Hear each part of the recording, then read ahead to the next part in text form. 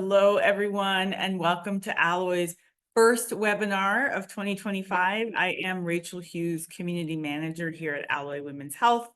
We are a digital health platform bringing science-backed, evidence-based menopause hormonal solutions direct to your door.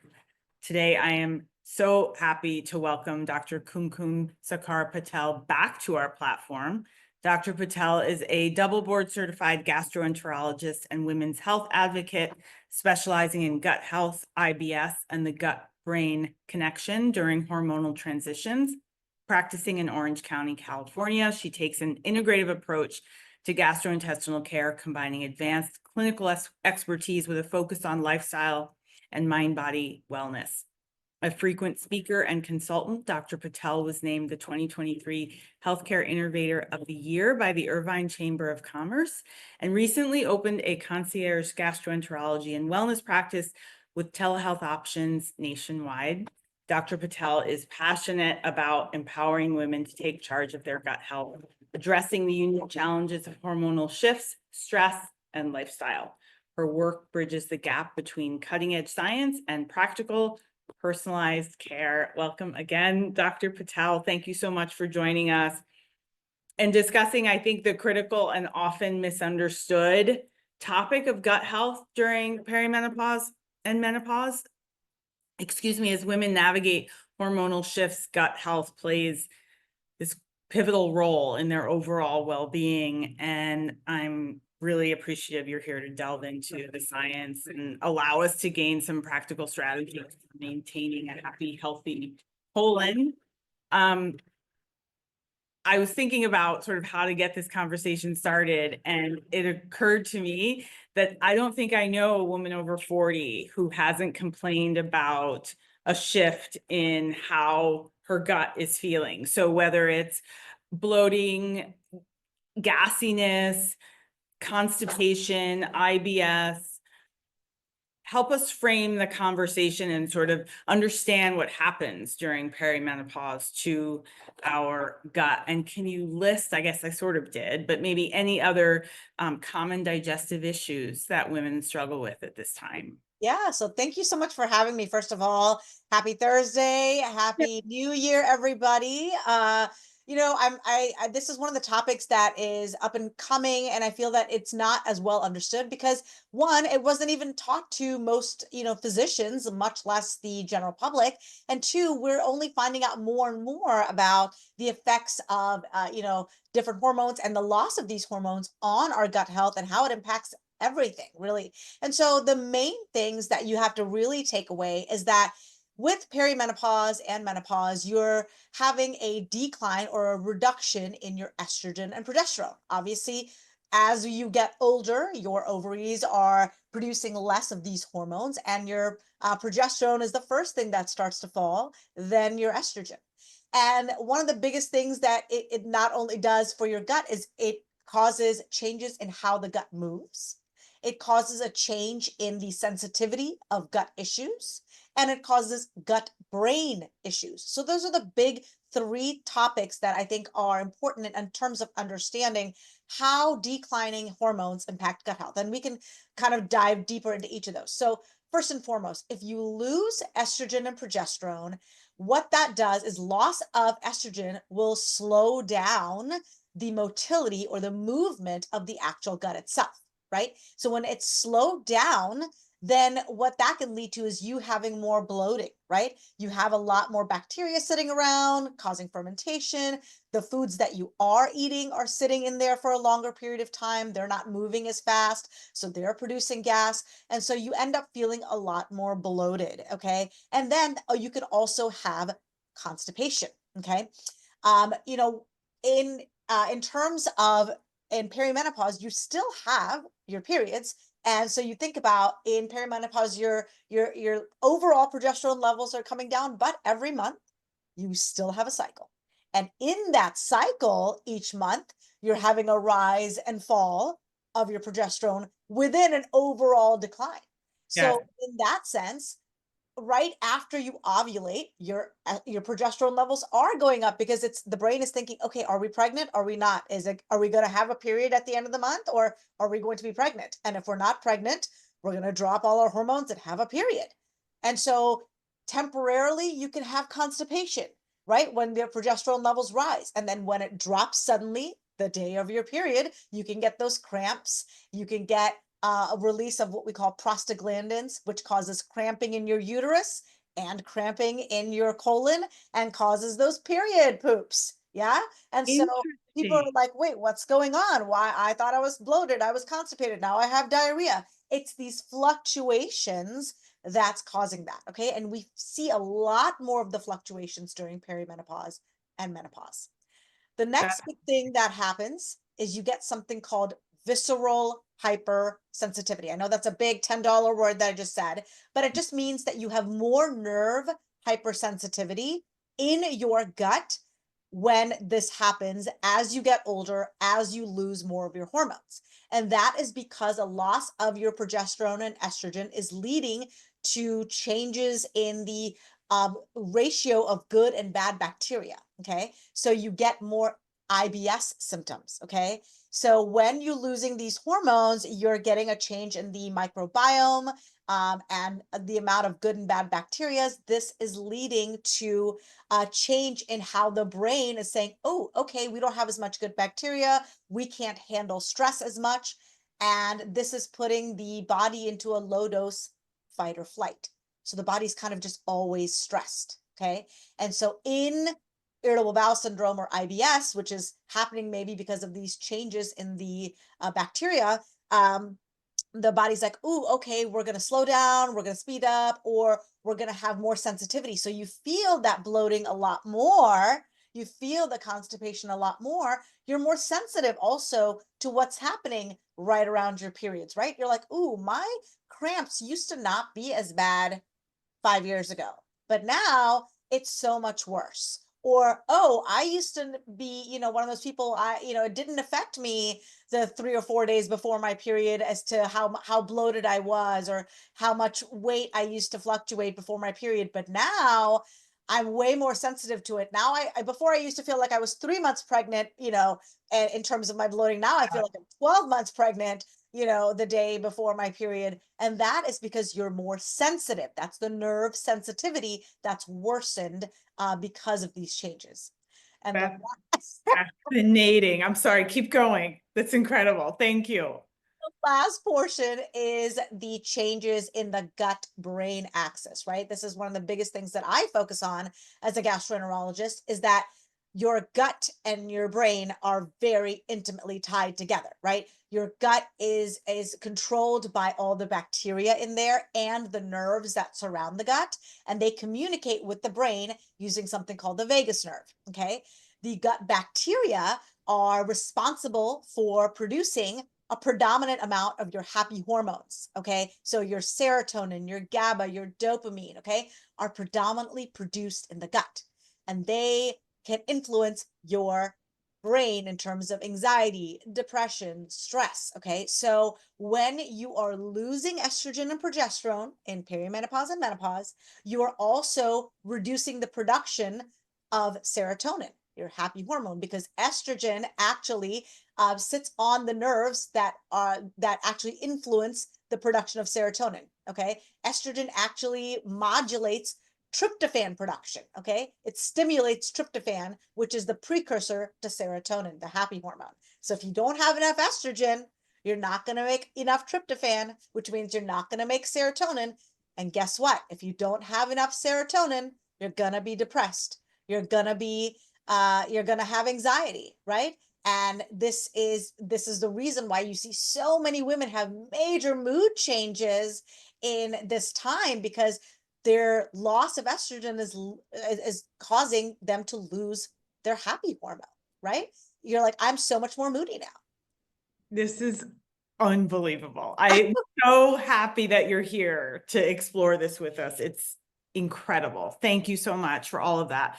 I just want to let you know as well that questions are coming into the Q&A. I will facilitate those for everyone. So just hang tight one minute. I want to get into a little bit more about leaky gut first, which is a term we hear a lot, and just sort of an understanding about brain fog, and just dive a little bit more into those mental health challenges we might face.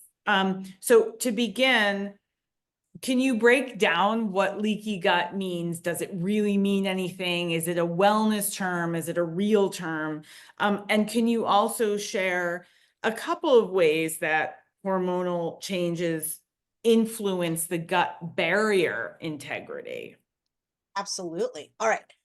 Love this. Okay, excellent. I'm so glad. So, leaky gut is the street term for intestinal permeability. Okay, that's the scientific term.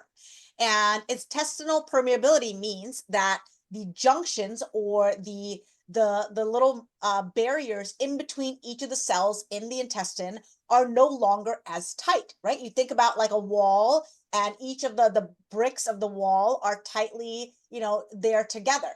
But over time, with reduction of hormones like estrogen and progesterone and changes in the diversity of our bacteria, these junctions in between the cells are no longer as tight, right? So instead of being woven really tightly like this, they're a little bit looser.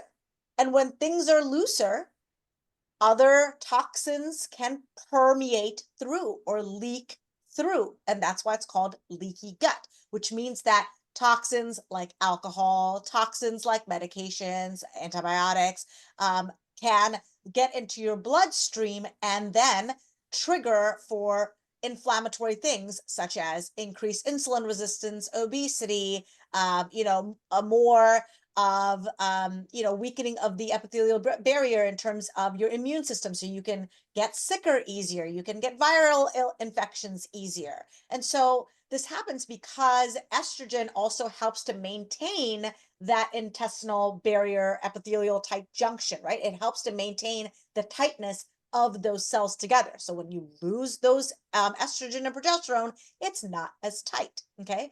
The other thing that's happening is because you're losing the estrogen and progesterone, you're also losing the how diverse the bacteria is in our gut, right? As we're younger people, we have a lot of diverse bacteria in our gut. And specifically, we have certain strains that are super helpful that keep us not obese and that keep us having a higher metabolism. So when we lose this, our gut microbiome starts to look like that of a man. And we tend to have more obesity in our bellies, right? We carry more truncal fat. We have more insulin resistance, right? And it's because you're changing the bacteria and the overall diversity of the bacteria in there. And that's because of this loss. So now the bacteria is changing, the junctions between the cells are changing, and it's weaker. And that's allowing for this leakiness to happen and trigger this. Fascinating. Thank you so much. I want to circle back to this later because I'm just thinking, well, I'll get back to it later. But again, just to revisit that gut brain axis Uh-huh. question. Yeah. Can you just sort of unpack for us a little bit more how brain fog might enter into the equation, or as you talked about, anxiety entering into the equation? And if you like, if it makes sense, I'm thinking as you're talking about the foods that we eat, we can get into that more specifically again later, but if it makes sense to thread that in now, please do. Yeah, so let's talk about brain fog, okay? Another colloquial or street term, brain fog, meaning that you don't cognitively feel as sharp as you used to, right? Which means that you feel more forgetful, or you are not as quick as you used to be, or you feel like you kind of remember things, but they're kind of in a haze. You're like, wait, what was I doing? Like, why did I come in the room? Where did I put Yeah, my keys? Did I just have my keys in my hand? Like, WTF? Like, what's happening? Like, mhm, what? And like mid sentence, you're like, wait, what was I saying? I was saying something to you, and you forget. right. And that is because the gut brain axis has been disrupted. Okay. So, our gut brain axis, again, is the gut bacteria, which are making what we call neurotransmitters or happy hormones. And they're also making something called short chain fatty acids. Okay. Short chain fatty acids are the product of what is getting broken down when you eat fiber. Okay. So fiber is what you need to be eating to feed that good bacteria in our gut. And then the bacteria, the job that they do is produce something, a metabolite called short chain fatty acid. The short chain fatty acid is what is telling the cells, okay, we need to produce serotonin, our happy hormone, so that we're not as stressed or anxious. The short chain fatty acid is telling our cells to produce GLP-1, which is saying, hey, we need to be full. The short chain fatty acid is going and modulating your immune system to say, okay, we need to protect ourselves. Okay. It's telling our body that to reduce the amount of insulin.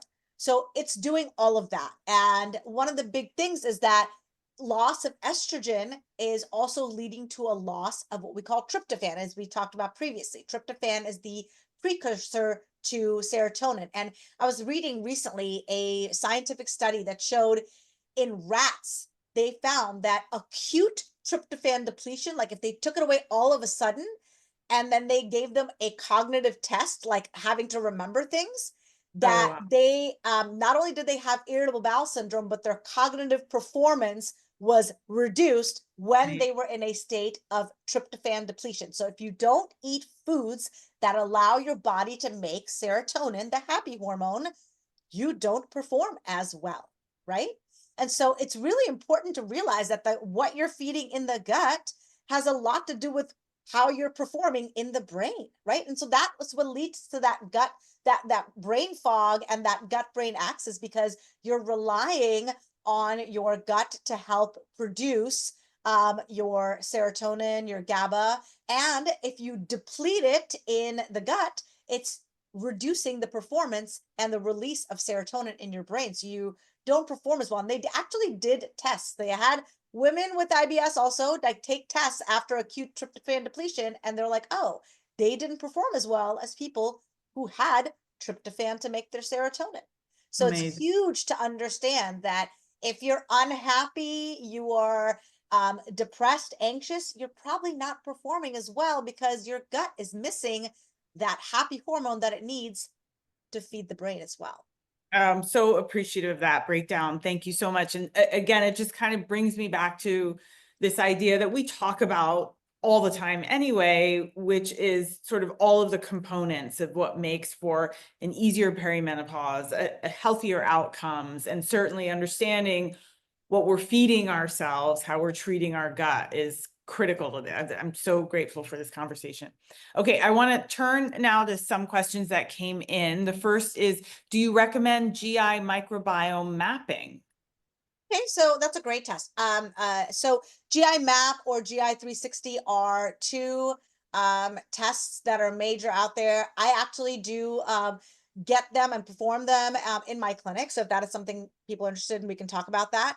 They are a snapshot of what is happening in the gut microbiome, and it can help us understand where you are in terms of a large variety of bacteria. They test like 45 to like 100 of them and see what is the ratio of this of the bad to the good bacterias.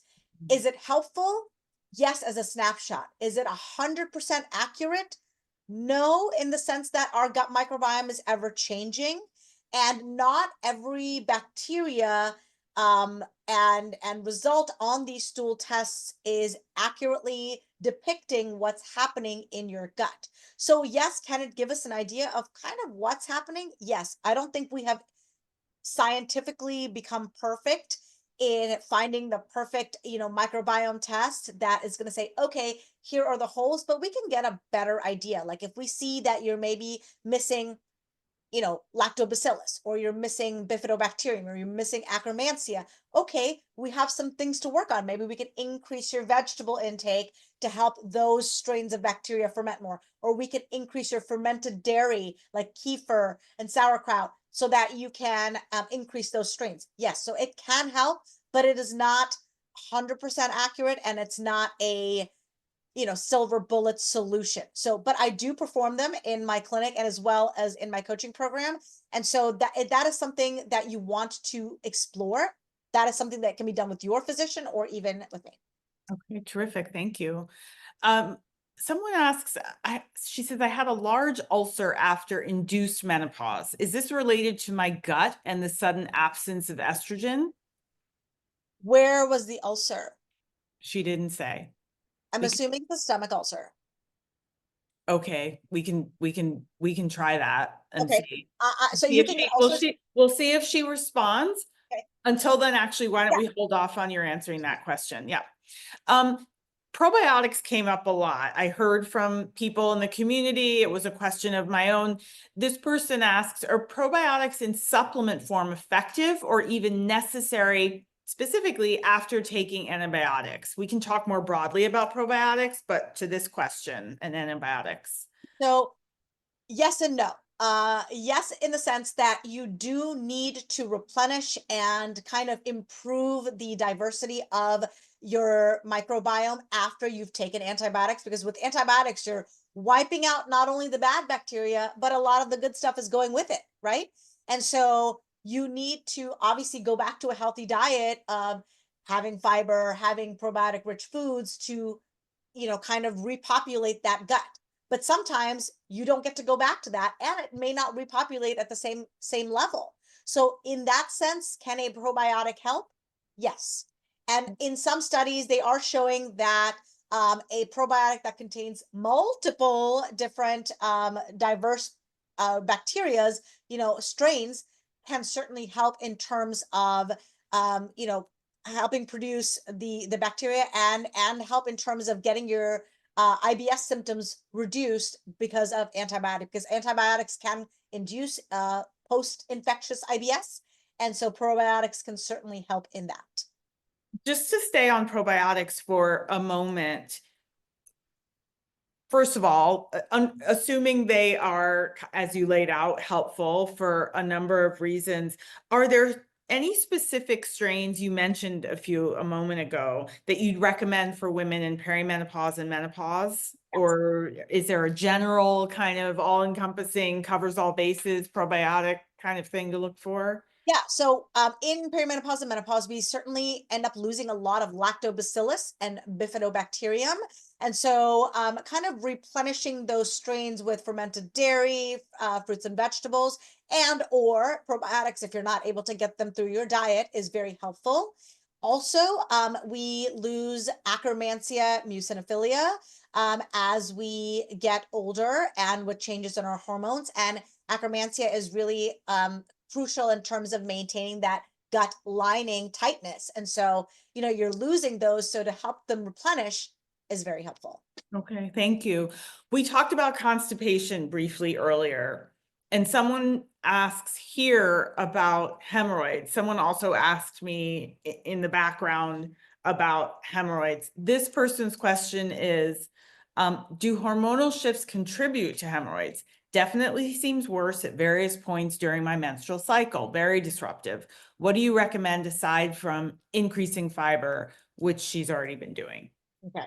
So it's an indirect correlation in terms of loss of estrogen, progesterone causing hemorrhoids. And the reason why it's happening is because you're likely straining and having to push more because you are likely more constipated.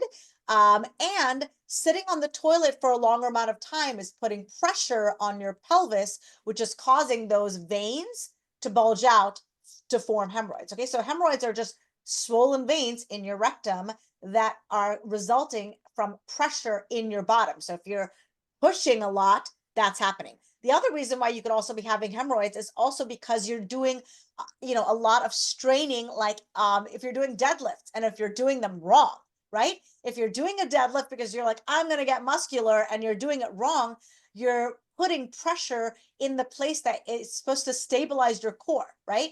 And so you're lifting that 50-pound weight or 60-pound weight, and you lifted it wrong. And now you put a lot of pressure in your core and your pelvis to stabilize you, but you're not doing it in the proper posture. And guess what? Now you put a lot of pressure in your butt. And those hemorrhoids are like, oh, Yeah. that deadlift, honey. And so that can flare up as well. And so what would I recommend? Yes, besides doing fiber to improve it, there are certain suppositories that are out there. There are ones that contain a short amount of steroid that can be placed at night. There are also ones that contain nifedipine, which is a calcium channel blocker, or nitroglycerin, which can allow for these hemorrhoids to kind of go shift back in, prolapse back in, and kind of reduce in size. And so certainly those are there, but that is something that you would have to talk to your provider about. Or you can make, a visit with me and we can talk about that. But they are certain medications that can allow for those veins to kind of reduce in size and go back in. Not to belabor the point, but you did say this, and I remember when we first spoke, you spoke about sort of hanging out on the toilet and how Yep. that can contribute to all kinds of issues. So what does that look like? And I know, I mean, you're very open about poop and the importance of it, and I want to get into sort of what's proper poop? How long should we be sitting on the toilet without making us all neurotic about it? But what should the consistency be like? What should it look like? How are we getting to where we can feel confident about our waste?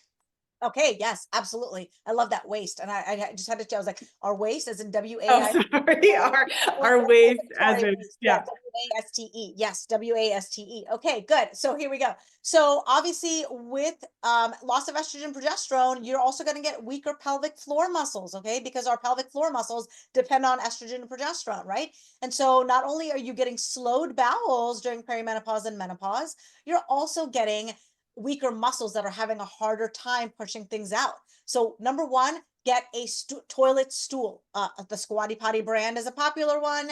You can get anything. You can get it at Walmart, you can get it at CVS, Amazon, whatever. Get a stool, because what that does is by lifting up your legs closer to your chest, the primary muscle that's in our pelvic floor gets actually straightened out, and it makes it easier for poop to actually slide out. The angle at which poop has to slide out then straightens out, and so you don't have to push as hard, right? And so you Yeah. think about it, in third world countries, like people are squatting all the way to the ground, or like in the floor, and that's how they're having bowel movements. That's the perfect Yeah. angle, because you have straightened out something called the puborectalis muscle. Once that is loosened up, it makes it almost a straight shot all the way out. Okay. So you want to have it easier instead of having to strain. And I know a lot of people come to my office and be like, oh, I'm having to do a whole dance routine. I'm shifting from side to side, Right. and I do I'm doing this number, then I'm going forward, then I lift up my legs, and then I have one pellet or one milk dud come out. And I'm like, Mm. that is a sign of pelvic floor dysfunction, because those muscles are not coordinating together Wow. well, right? Those muscles have gotten weaker, you're straining, the muscles are trying to, compensate for how it's trying to push. So one, help out the muscles, get a squatty potty. And number two, if you've had children, if you've given birth, these muscles may have gotten weaker afterwards, right? You carried a baby for 9 months. You had a sling or a hammock of a pelvic floor that held on to a 8, 9, 10 pound baby. Guess what? That sling is no longer like this. It's like this, right? It's like a weaker hammock, right? And so those muscles are not as strong as a tight hammock. And so consider seeking pelvic floor physical therapy to re-strengthen those muscles, so you're not having to do a whole dance routine while sitting on the toilet. Okay. One thing that you should know is that when poop is in the rectal vault itself, it should take no longer than 1 minute to evacuate your bowels. Okay. And this is Mm. scientifically proven. We have something called an anorectal manometry, where we can actually test, or a balloon expulsion test, where we can actually test how long it takes for your muscles to push poop out. And the actual scientific measure as to what we keep to say, okay, your muscles are working well, is 1 minute. So Wow. if you have poop there, it should not take you more than 1 minute to push it out, right? Maybe you're sitting there and you're waiting for it, and you're like, I'm going to flip through Instagram, read a magazine for the next 15 minutes. Yeah, please don't do that. Like, as much as we want that to be our safe haven and be like, this is my, 15 minutes away from my kids, have the poop, flush, then go back and sit on the toilet with the lid closed so you're not sitting there with your bottom open and causing pressure in your pelvic floor and your hemorrhoids. Okay. Amazing. Thank you. Thank you I so get much. you wanting to, to get away from your kids and still be in there Yes, for a few minutes. yes. Fine. Then just Close close the lid. the Yeah. lid and then have your moment. Thank you, Dr. Patel. Okay, getting back to a few more questions that came in. Fiber. If you're taking 35 grams of fiber every day, do you still recommend to take Miralax every day for the constipation? And then can you segue us into more specifics about fiber? So the recommended amount of fiber that you need is anywhere between 25 and 38 grams, according to the Dietary Association. And so a good, easy number to remember in your head is 30 grams of fiber a day, okay? Like 10 at each meal. And so if you're having 35 grams, yeah, you're definitely getting the recommended daily amount of fiber a day. But if you're still having constipation and having to rely on Miralax every day, there may be an additional component as to why you're having constipation. And remember, constipation is not just slow bowels, right? Constipation can be slow bowels, it can be nerves that are not allowing for the actual movement of the poop through there because of IBS, right? The gut brain axis. Or it can be pelvic floor dysfunction, which means the muscles themselves are not relaxing and letting the poop out itself because it's gotten weaker, right? So it could be one of three things. It could be two of those three things, or it could be all three things combined as to why you're having the constipation and you're needing to use the Miralax on top of the fiber, right? And so if you're having to use it, speak to your healthcare provider or a gastroenterologist or me, and we can talk about why you're having to rely on the Miralax on top of being on a good high fiber diet.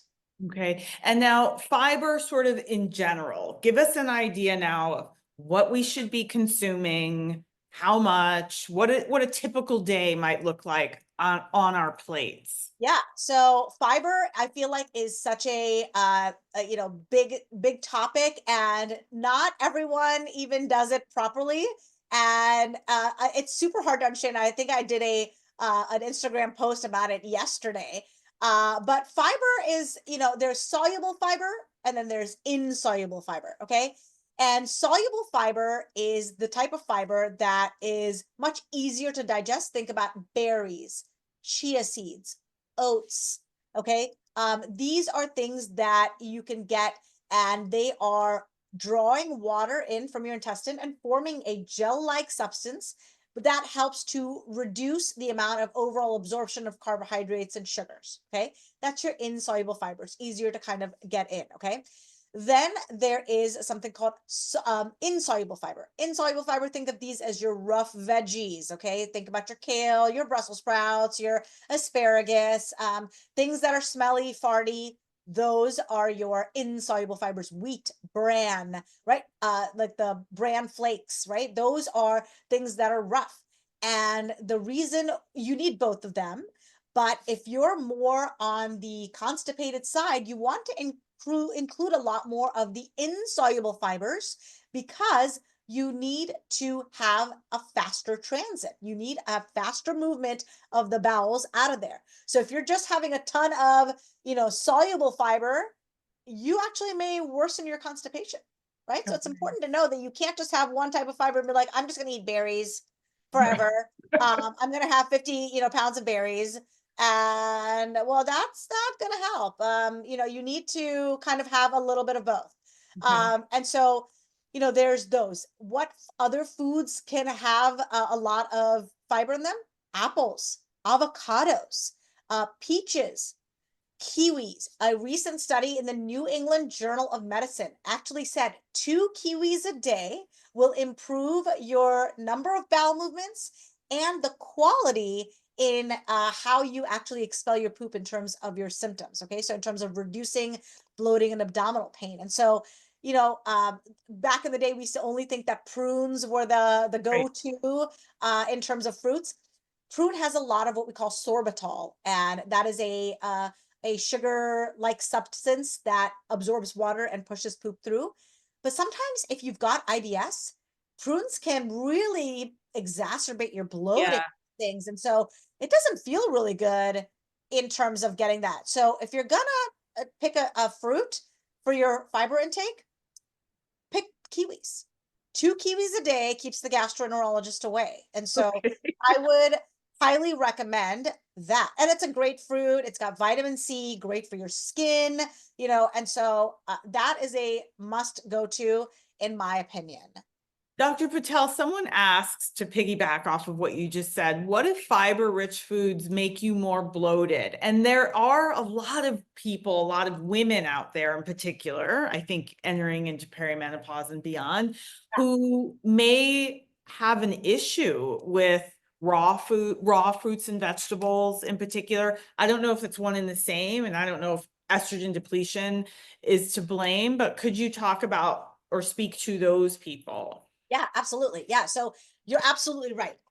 High fiber foods, oftentimes certain fibers within them can be the culprit for worsening of bloating and constipation. Specifically, there's something called fructans. Fructans are non-digestible fibers because we don't have the enzyme in our small intestine to break it down, and they exist in things like cabbage, Brussels sprouts, garlic, onions, asparagus, beets. So when you eat those things and like 30 minutes later, you feel like you're 6 months pregnant and your belly actually looks distended, it's because you just had something that has a lot of fructan fiber in it. That fructan does not break down in our small intestine because we don't humanly have that enzyme. So it travels down to our colon, and our bacteria breaks it down and produces a lot of gas. So you're like, ooh, that just made me feel terrible. So if you're very sensitive to it, and as we become more perimenopausal, we are more sensitive. We talked about the visceral sensitivity because of a loss of estrogen.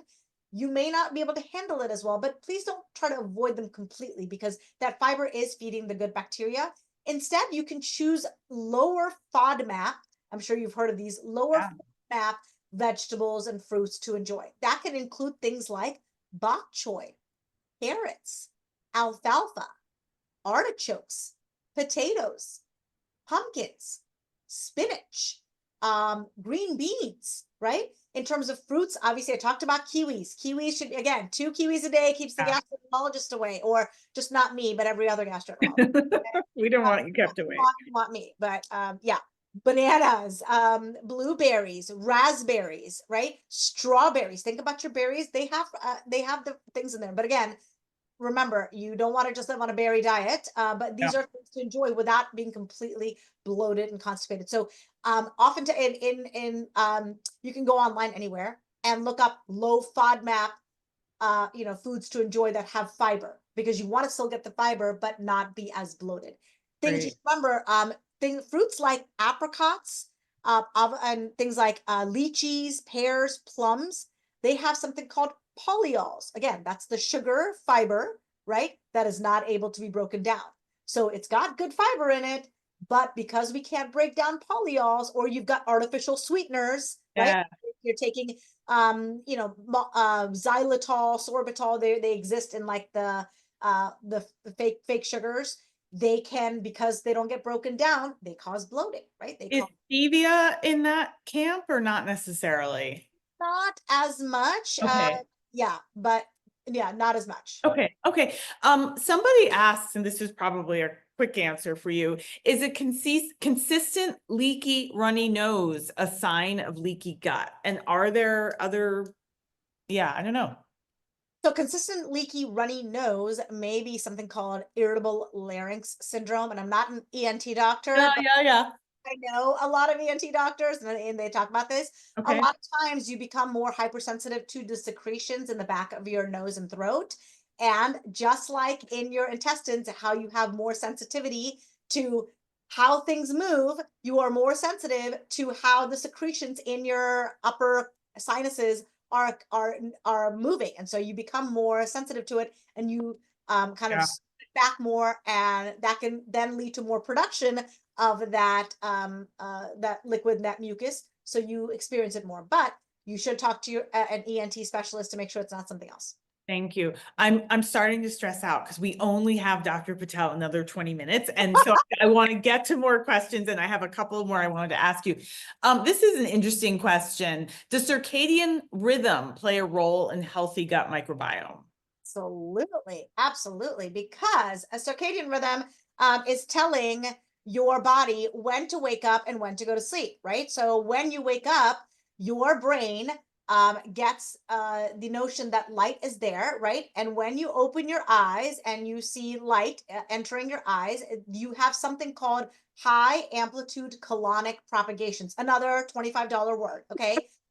Which means that the contractions of your intestines begins, right? As soon as your brain and your eyes open, technically your brain opens and your body's like, oh, we are awake. It starts to move the gut. And so sometimes people are like, as soon as I wake up, I got to go to the bathroom. I'm like, that's because you triggered something called high amplitude colonic propagations. So in your circadian rhythm, your body knows we are awake. We can start moving things because otherwise you'd be, having to go to the bathroom in the middle of sleep. So when your body knows that it is awake time, it is time to wake up, it starts to move the intestinal contractions, and that it does that. The one thing you do want to do is be in a circadian rhythm because your body also knows when to release serotonin. It also knows when to release, it also helps in terms of getting sunlight, in terms of the bacterial diversity. Sun in itself helps to maintain and really help produce more of the better bacterial species. So getting a walk outside is very helpful in terms of bacterial diversity as well. So that helps to keep your the gut brain axis going as well. So yes. Fascinating. Yeah. Thank you. Yes. Would it be beneficial to supplement tryptophan to help production of serotonin? Yes, in the sense that you can't eat serotonin, you can only eat foods that have tryptophan, right? You can't eat serotonin, otherwise we would all be the happiest campers alive. Um, so yes, you can eat more things with tryptophan in them, such as fatty fish, right? Tuna, salmon, turkey, eggs, walnuts, pumpkin seeds. These are foods that are tryptophan rich. So yes, if you include them in your diet, certainly getting that dietary tryptophan is going to help you improve the body's production of serotonin. Terrific. Thank you. This is important because we talked a lot about estrogen and progesterone. I did want to ask you about other hormones like cortisol and insulin impacting gut health. And it sort of piggybacks off of this person's question, which is, can you please talk about, I'm sorry, if you're taking HRT and still having bloating constipation, what might that mean? Is it these other hormones I mentioned? I imagine it can be any number of things, Oh, but yeah. So that is a HRT is on the menu. What else might it be? yeah. So HRT is certainly it contributing to your underlying. You just introduced hormones, right? To a body that has changing hormones, right? So even though you are replenishing it back with HRT, which is great because you are losing a whole bunch of natural estrogen progesterone and you're getting it back, there are still fluctuations happening. And so introduction of those hormones is also leading to some degree of bloating and constipation. But remember, you also still have a changed microbiome as you've entered perimenopause and menopause, which is contributing. So you can't just replenish the hormone and not have replenished the bacteria and what you're feeding that bacteria in your gut so that it can move better, it can go better, right? You're also relying on estrogen to make more serotonin because serotonin modulates how you empty that gut. So if you're not having enough serotonin production in your gut, and you're just supplementing the hormones but not supplementing fiber in your diet, and you're not making enough happy hormone, not only are you going to be more anxious, depressed, all that, but you're also going to not have as much of the emptying of the bowels happening. So there's more than one reason for why that could still be. Terrific. Thank you. I do want to answer this question, the ulcer question. Her ulcer was in the duodenum. Okay. Am I saying that right? That's correct. Yep. Okay. Okay, so duodenal ulcers can happen from H. pylori. Duodenal ulcers can also happen from a underlying condition called gastronemia. It can also happen from a syndrome called Zollinger-Ellison syndrome, where you make a lot of ulcers. Okay, And there is a whole lot of reasons, but if you have had an endoscopy, which it sounds like you did, where you were found to have an ulcer, you need to find out what the underlying cause of that ulcer was. Is it because you had H. pylori bacteria? You may have had that, and that could be the reason for your ulcer. We are exposed to H. pylori now all the time. Back in the day, it used to be a bacteria that lived in endemic third world countries, and now it's kind of just everywhere. You went to Mexico and you got it, and then you got food delivery from DoorDash, and the guy handed you things, and you went out to eat. It is everywhere now. It lives in our gut. And for some people, when they have less diversity, the H. pylori can become more prominent, it can grow, and if not treated, it can cause ulcers. So if you had an H. pylori induced ulcer, yes, this may have been, the reason why you have it. Did the loss of estrogen cause you to get the H. pylori induced ulcer? Maybe. Did the loss of estrogen decrease and then the loss of estrogen lead to formation of the ulcer? Very indirectly, because the loss of estrogen and progesterone led to decreases amount of bacterial diversity. Less Akkermansia bacteria led to less mucus and mucin production, which means less protective layer in the intestine, less protective layer in the stomach, and so therefore easier for that stuff to break down. You also may have taken ibuprofen or NSAIDs, which also can break down the lining of the stomach, which then can produce this ulcer. Wow. Thank you so much, Dr. Patel. Okay. I'm going to kind of rapid fire us. Okay. I saw something about apple cider vinegar. Does it help with the gut microbiome? I don't know. Okay. It's Great. Sorry. got probiotics in it. So, yes, possibly. Okay. Thoughts, recommendations on enemas or colonics as a regular practice for gut health? Yeah, don't do it. Okay. Everyone comes and talks to me about coffee enemas and Yeah. all these different enemas. Yeah, you don't need an enema to clean out your gut. Your gut is a self-cleaning organ, okay? Just like your vagina is a self-cleaning organ, so is your colon. You have something called a migratory motility complex, which is a wave of contractions in the colon, and it actually cleans the bacteria every 90 minutes, okay? So you don't need to wash your colon to do that, okay? Putting 60 liters of water during a colonic will not only wipe out whatever good bacteria was there, but that pressure in there can lead to a perforation.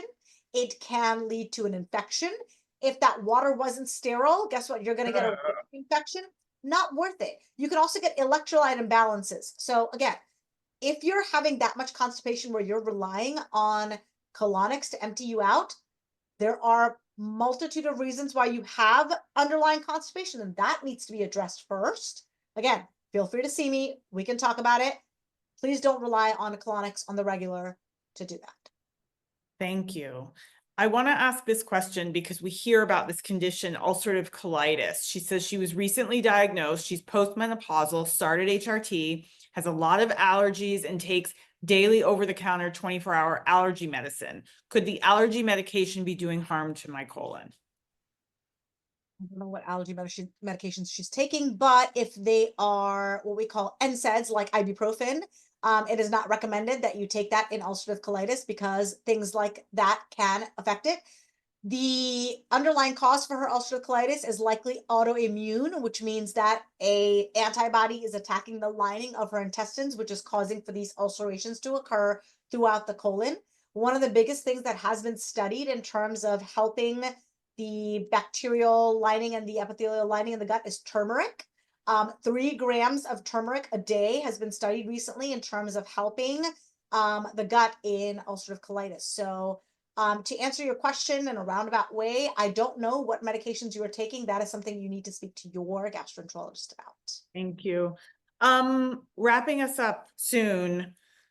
Practical dietary changes, habits women can adopt today to support gut health during perimenopause and menopause. Could you share your top 3, maybe?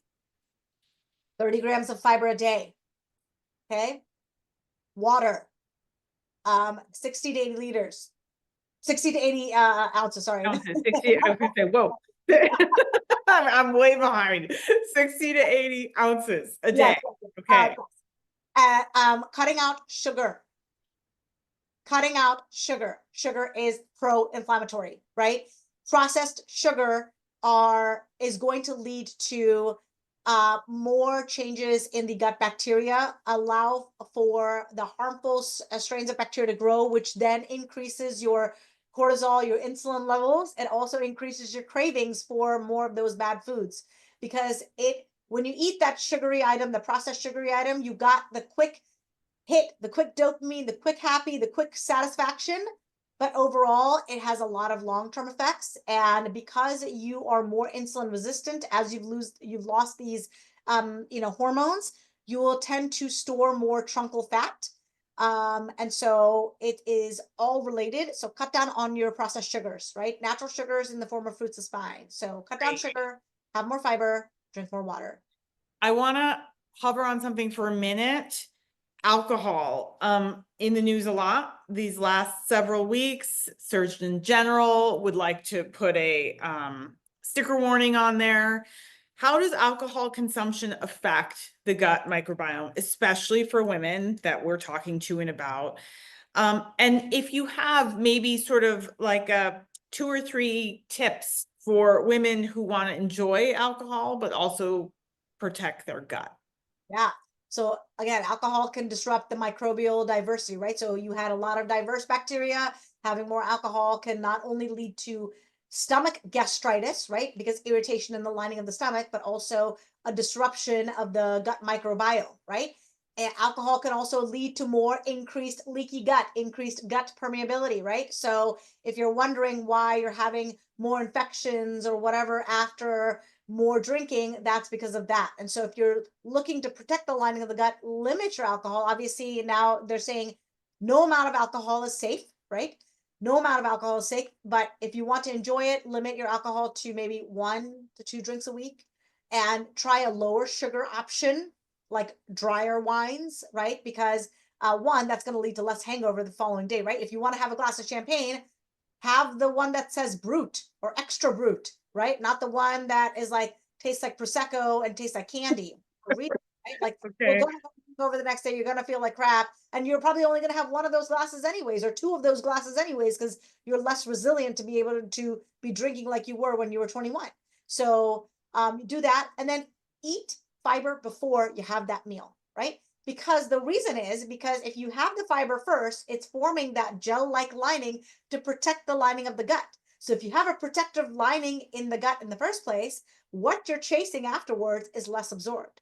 So fiber first, alcohol second. Fiber first, and then food second. Okay, so that gets me back to a question that was asked sort of behind the scenes to me about the optimal time to eat for prime gut health. I know I'm conflating perhaps several things, but my question really is about, is food order of consumption of food meaningful to gut health?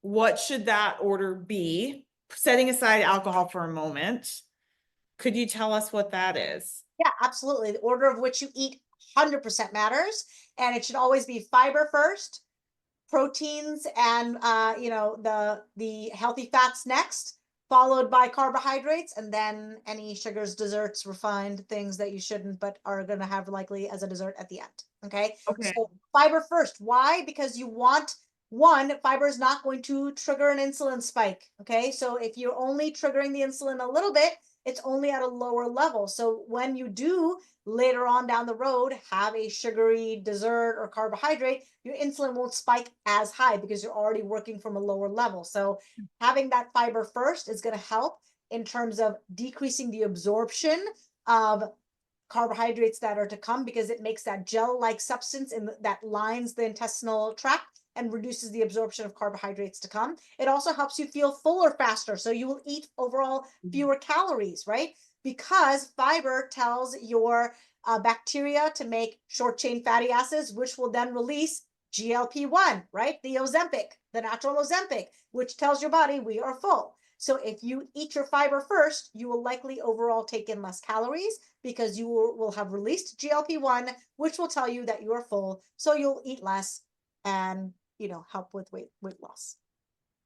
Right. I'm so sad that we have to wrap this up soon. And forget what I said when we were offline. We are scheduling a second follow-up webinar as soon as you can make it. In our last moments, Dr. Patel, I know there's so much that is left unsaid. We will get to it. But at this moment, is there anything you would like to leave this conversation with? Yeah, absolutely. Yeah, I hope that, this journey is something that you are taking on as an empowered woman. And that's the best thing that you can do for yourself. If you don't know where to start, either seek a treatment from your healthcare professional. And if you don't have one close to you, I am actually now offering coaching. That was my next question. Yes, Yeah. this is available nationwide. If you visit my Instagram, which is dr.gut_motility, which is going to be shared with you guys, that is available there. And if you also, I have a free IBS masterclass, so you can understand exactly how we can work together. We do talk about exactly how we can figure out your triggers, how we can deal with your perimenopause and find actionable solutions to improving your gut health and IBS symptoms once and for all. So if you don't have someone to work with, I am happy to be that coach for you, especially if you don't live in California and you can't see me in my clinic. I'm happy to do that. Thank you, Dr. Patel. Thank you so much for sharing your expertise today. Your insights are just invaluable, and I love talking to you, learning from you. Thank you for answering questions. Guys, please let me know your questions, or I'm trying to think how we do this, but I will be able to access your questions. I'm going to restart a list, and we're going to have a conversation with Dr. Patel again soon and start with all of those questions that we didn't get to today. Thank you for coming. Thank you for opening us up, our webinar series of 2025. And yeah, for our listeners, if you're feeling inspired to take steps towards better gut health, start small, stay consistent, reach out to Dr. Patel. Remember that change is possible. And until then, take care of yourself and your gut. Happy New Year, So everyone. much. Happy New Year. See you soon. Bye, everyone.